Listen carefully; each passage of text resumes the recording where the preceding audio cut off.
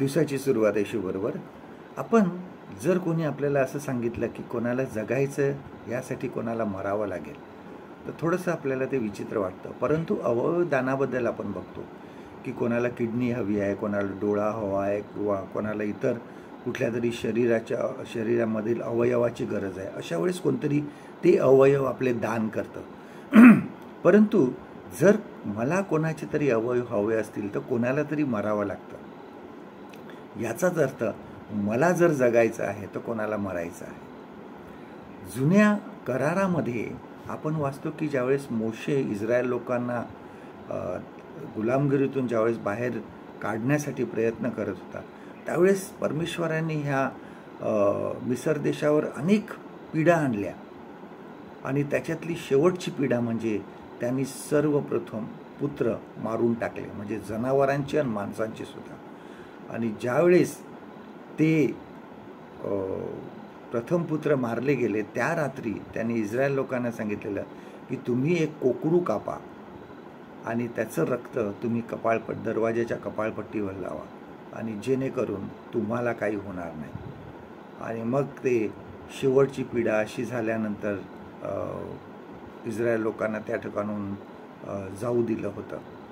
परंतु याचाच अर्थ की इस्रायल लोकांना वाचवण्यासाठी त्या ठिकाणी अनेक बालकांचा, प्रथम पुत्र होते त्यांचा म्हणजे त्यांना मारून टाकलं गेलं. आपण प्रभू येशू ख्रिस्ताचं ज्यावेळेस उदाहरण बघतो नव्या करारामध्ये, त्यावेळेस आपण बघतो की हेरोद हा येशू ख्रिस्ताच्या मागे लागला होता त्याला मारण्यासाठी.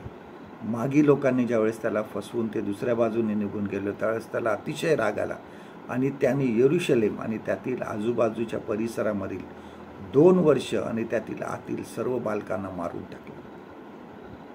कारण प्रभू येशू ख्रिस्ताला जिवंत राहायचं होतं. प्रभू येशू ख्रिस्ताला त्या ठिकाणी जगात राहून सेवा करायची होती आणि वधस्तंभावर जायचं होतं आणि आमच्या पापासाठी मरावं लागणार होतं त्याला.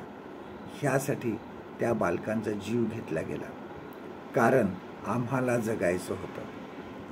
प्रभू येशू ख्रिस्त मरण पावला वधस्तंभावर, कारण आम्हाला सार्वकालिक जीवन मिळावं. आम्हाला त्यांनी संपूर्ण जगाचं पाप स्वतःवर घेतलं आणि त्यांनी आमच्यासाठी प्राण दिला. आम्हाला जर नवीन जीवन हवं असेल तर आम्हाला जुनं जीवन मारून टाकावं लागतं. तोपर्यंत येशूने ज्यावेळेस वधस्तंभावर प्राण दिला तेव्हा आमच्या पापाचे वेतन त्यांनी भरले, ती खंडणी आहे ती त्यांनी भरली आणि आम्हाला सोडवलं. तो मेला म्हणून आम्हाला जीवन प्राप्त झालं. हेच आजच्या गुड फ्रायडेचं किंवा उत्तम शुक्रवारचा संदेश आहे.